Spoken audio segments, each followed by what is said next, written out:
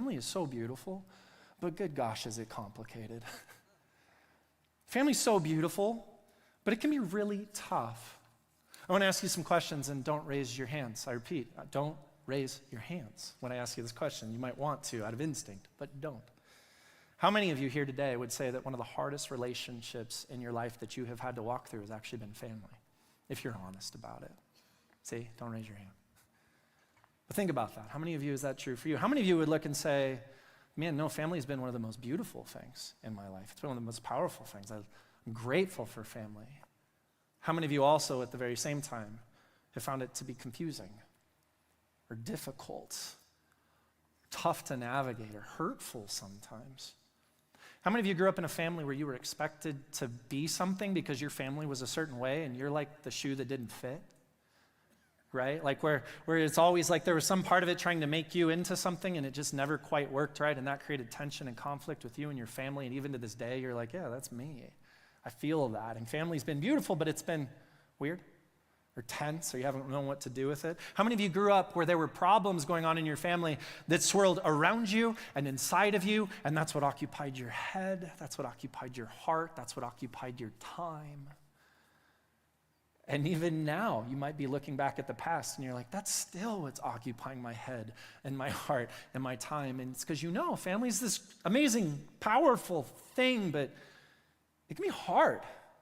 And it can be really tough, right? It's this beautiful but complicated thing. Can I tell you the craziest thing about family? And if you're a young person in the room, I apologize for what I'm about to say because it's true. And it's this. I don't care how old you get. I don't care how far you move, how much you grow in your life, how much you develop and overcome and all these different things to become the person that you are. Go step back into a house with all of your family in it, and you will find that you step straight back into the same old song and dance, and it will surprise you from time to time. And we get a little better each time, but you just feel it, and it's because this is just our dance. This is just how these dynamics work. This is just how family is. And that's why I wanted to start this new series called The Dance. It's looking at relationships with this talk on family, because it just feels kind to start here. Family's a really big deal. You know, it's a really big deal to God too. You may not realize this. I love this about the Bible, but do you realize every time God wanted to do something significant in human history, he didn't start with an individual, he started with a family? Abraham came with a whole family. He started with Noah and his whole family. When Jesus is born, the one person we think should start with a singular individual, he's born into a ragtag family. And you just see this happen. God has this value for this thing. And there's complexity in it. You see the honesty of all that in the scriptures. But man, if we're to love one another as Christ has loved us, then a place of significance to start is figuring out how to do this family thing well. And that, friends, as we have talked about, isn't always easy. So we wanted to talk about this. And now let me encourage you with something, or challenge you with something, maybe is a better way to put it. If you're sitting here and you're one of those people that's like, I'm excited for this sermon because you're listening to it for the person in your family who's not here, who needs to hear it, if you're that person, don't. This is for you. It is. Each of these messages, especially today, but in the weeks to come, this is for you. And here's why. Take it from somebody who has gone into ministry, worked in a church, worked with my own family, done different things, and tried to change everyone else around me and failed miserably. I have learned that the one thing that you can change in this world is what? You. It's just this inevitable, frustrating truth, but it's so true.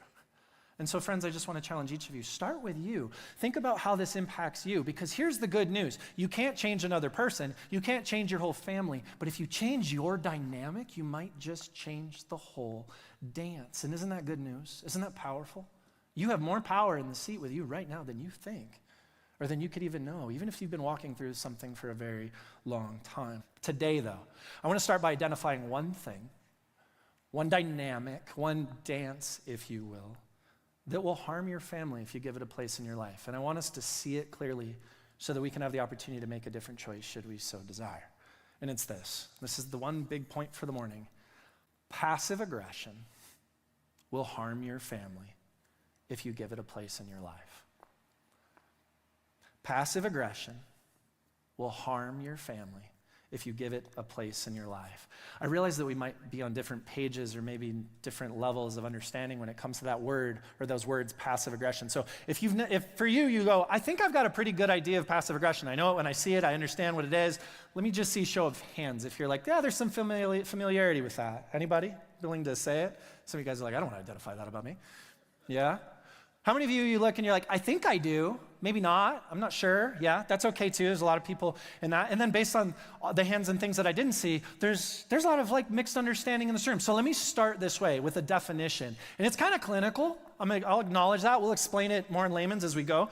Here's passive aggression defined. It is a pattern of indirectly expressing negative feelings instead of openly addressing them. Okay, that's what it is. It's a pattern, so this happens more and more, of indirectly, so not direct, right? Indirectly expressing negative feelings instead of openly addressing them. In layman's terms, think of it this way. It's when you got some stuff inside you that you don't like or that you're frustrated by. It might be hurt. It might be anger. It might be fear. It might be aloneness. I don't know, whatever it is that you've got. But usually these are like some more unpleasant experiences or things that are inside of us. And rather than directly going and saying, hey, I'm dealing with this right now, what we do is we either lash out in words and behavior, or we give someone the silent treatment, or we do something that is indirect. Do you see what I mean? It never tells the person this is where I'm at. It just starts putting things on display in a way that's overt but covert. Do you see? And I'm going to walk out some examples so that you can see this in just a little bit, but I need to start somewhere else. And here's where I need to start. I think I need to tell us why we're talking about this in a church service. If you're sitting here going, I don't understand why we're using the phrase passive aggression or what we're talking about in a church service, which I've been asked this several times in the last week, I wanted to articulate it.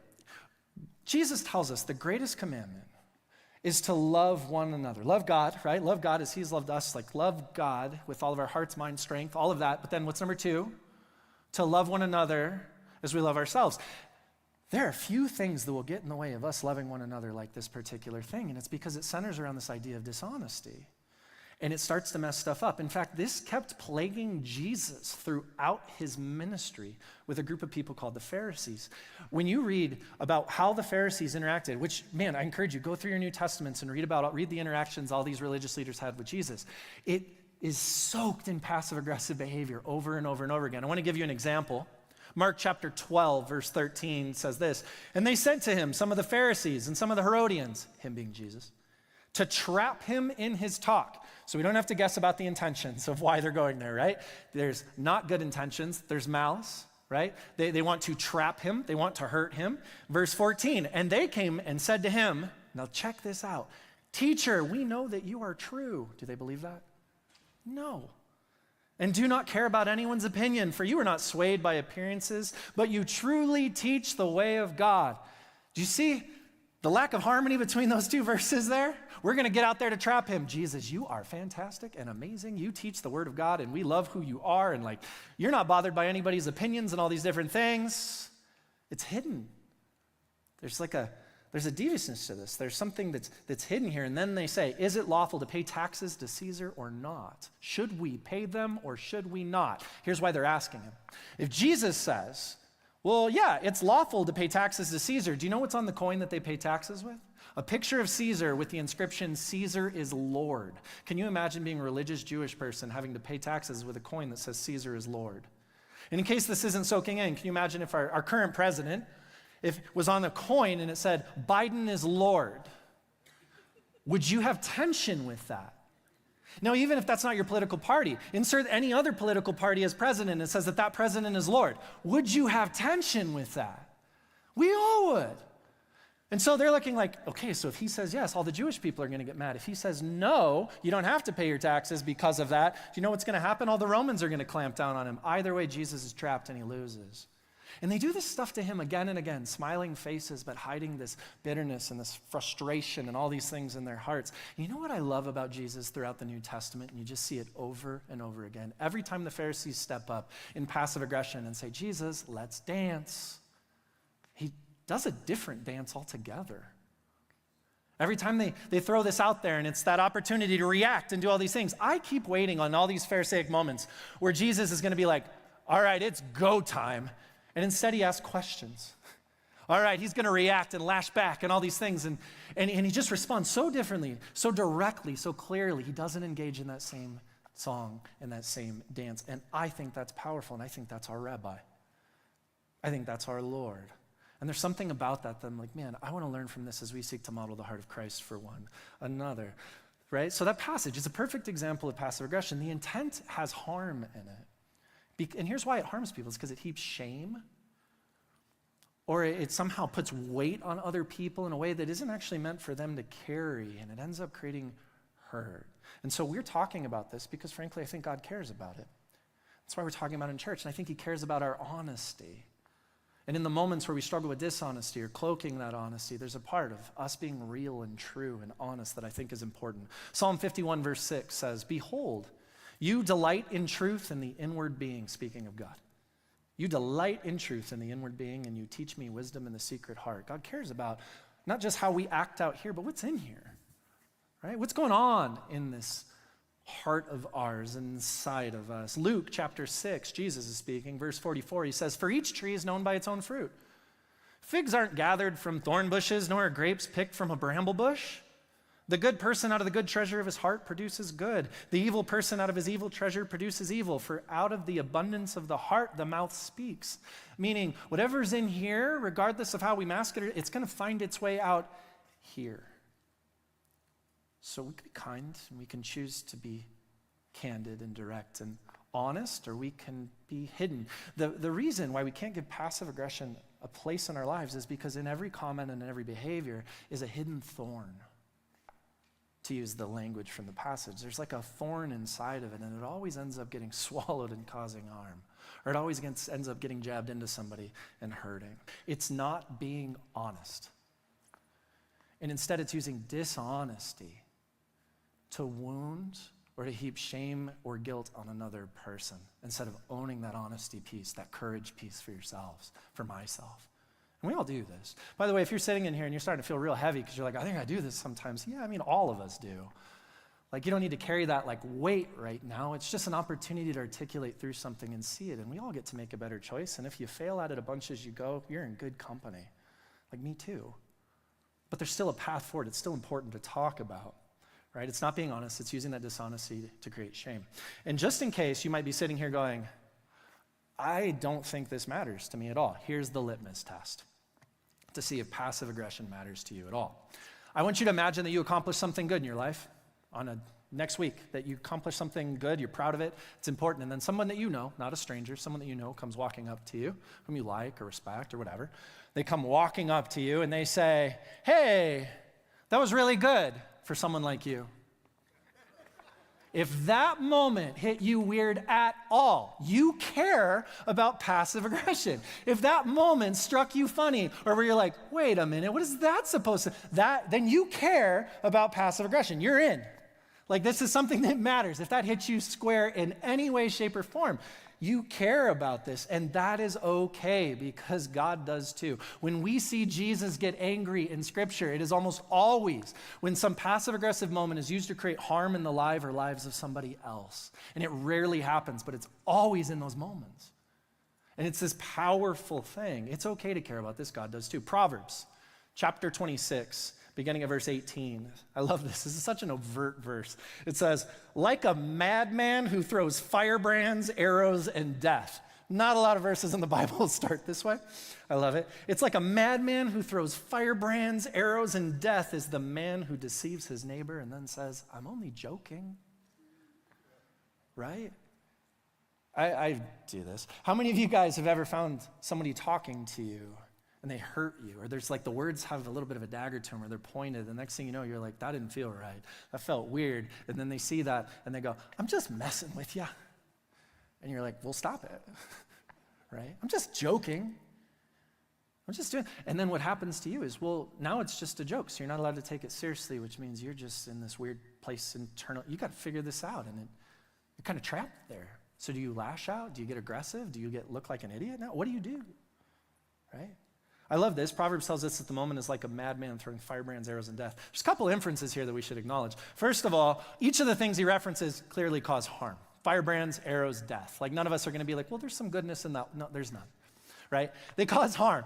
They do. They're just tough. And second, you'd have to be crazy or destructive to use that strategy, AKA a madman, right? It doesn't work. It's not wise. And yet, I do this sometimes. So do we, right? Proverbs 26, continuing on. Look down at verse 24 if you're there in your Bibles. He says, whoever hates disguises himself with his lips and harbors deceit in his heart. There's that inside-outside difference. There's that thing in here that's not what's reflecting out here, right? When he speaks graciously, believe him not, for there are 7 abominations in his heart. Though his hatred be covered with deception, his wickedness will be exposed in the assembly. It always comes out with people and groups of things when it all just gets messy. Verse 27, though, and this is what I really wanted you guys to see here. Whoever digs a pit will fall into it, and a stone will come back on him who starts it rolling. A lying tongue hates its victims, and a flattering mouth works ruin.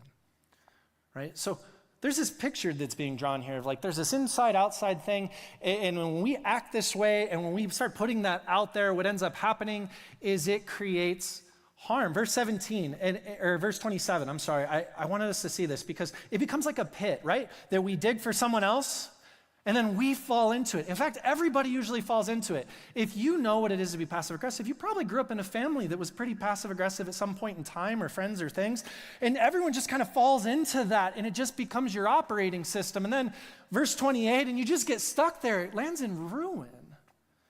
And I think some of us, you're sitting here and you know what this is like. I don't need to give you all the examples because you've been stuck in some form of a passive-aggressive pit for a very long time, and you don't know what to do about it.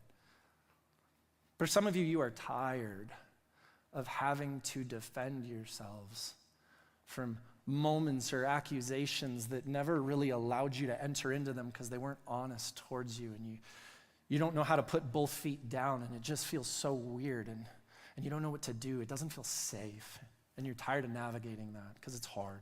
Others of you are tired of carrying the amount of guilt that's been heaped on you over the course of years because all those moments started to stack in a way that now it's like you're carrying someone else's worth and significance and value, and if you don't do these things, and if you don't enter into that same dynamic and that same dance, it's just more of it. So you've just learned how to do the same song and dance.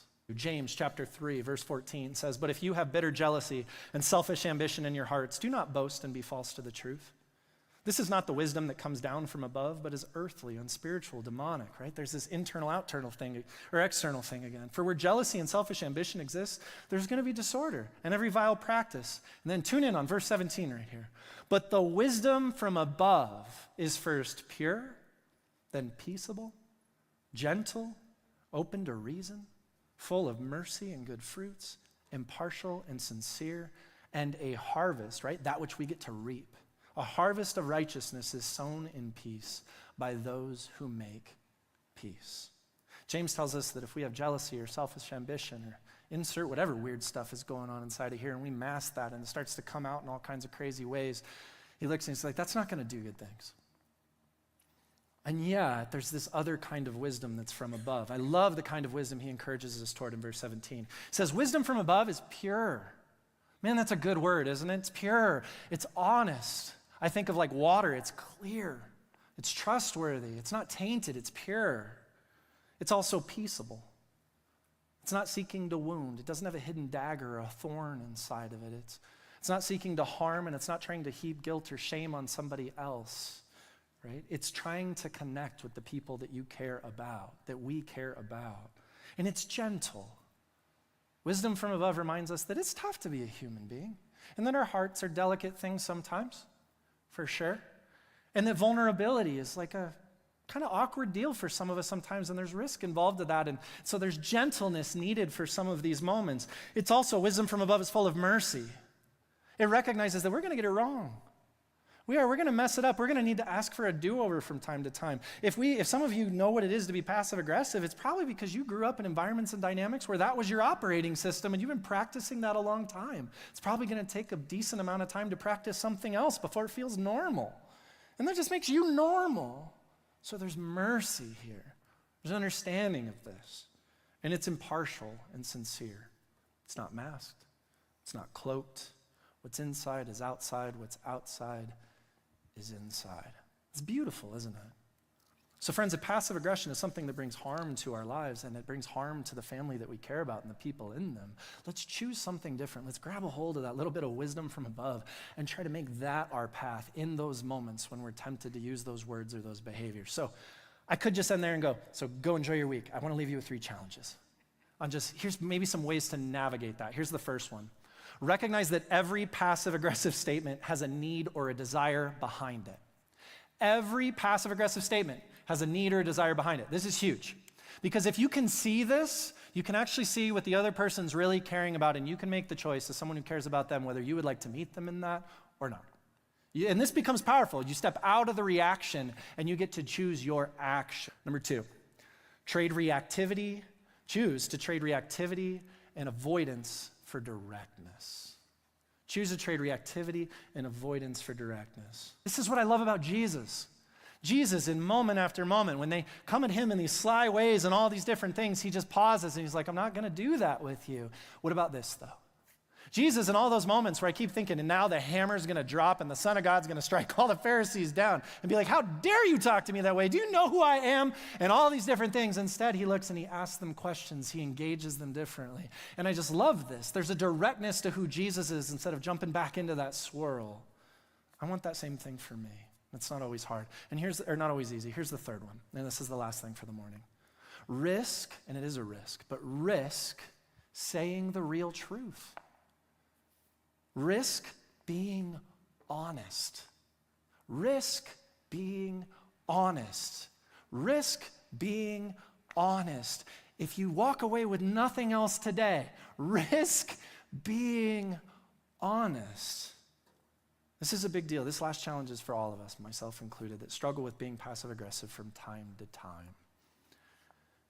And I'm challenging us to risk being honest. Perhaps we've grown up in a family that operated that way, and now it's just our nature. It's what we do. It's like our behavioral pattern. We just know how to do it.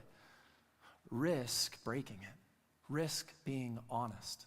Risk whatever conflict or breaking moment or whatever that is that's on the other side so that you don't have to do the same dance anymore. Perhaps we felt that in order to get our needs met, it was easier to be indirect out of fear that we might hurt or fear that something bad might happen. And so all of this happens, and it's exhausting. If you don't want to be exhausted, risk being honest. Risk being kind but direct. Or maybe we find ourselves frustrated and angry that people just don't see us, and we think, man, they should be doing the math and see us like me with dishes. They should see all the times that I'm doing this and all the stuff and they should just know that. I shouldn't have to tell them. No, it's my job to risk being vulnerable and being honest in those moments. You see? This is a courageous moment. It's something we have to summon your courage to go, I'm going to step in and do this differently. And you might hurt the other person's feelings, but in reality, if you choose to do the dance of passive aggression, what ends up happening? Everyone ends up feeling more unseen. Everyone ends up feeling accused. Everyone ends up shutting down, closing doors, doing things. And does it move you closer to the people that you love and want to have connection in this world and life with? You know the answer. I know the answer. No. So summon the same courage that you see in the heart of Christ, because it is in you, friends. That love is in you. And bring it to those moments with your family. If you're hurt, my challenge is don't make an accusation. Risk saying the real truth that you are hurt. It might feel awkward, but you'll get used to it. If you're afraid, risk saying the real truth that you're afraid. If you're uncomfortable with the word afraid, say that you're nervous. Say that you're tense, that you have tension, or that something's hard. Risk it. If you're lonely, choose to not guilt people into seeing it or coming to your rescue or to somehow coming to do that thing, and instead have the courage to say, guys, I'm actually a little lonely and I need a friend. And trust that to the people in your life that matter to you, and see that more people respond to that than being repelled away by the guilt that comes with the other. This is a big dynamic changer, friends. If you're angry, risk saying how you actually feel, that you are angry. And here's the thing, some of you are like, but then what if conflict happens? Well, it's already happening. It's just passive-aggressive conflict right now.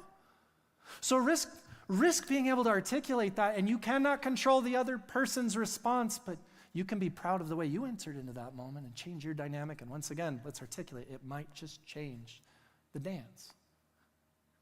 You might just find your way out of that pit.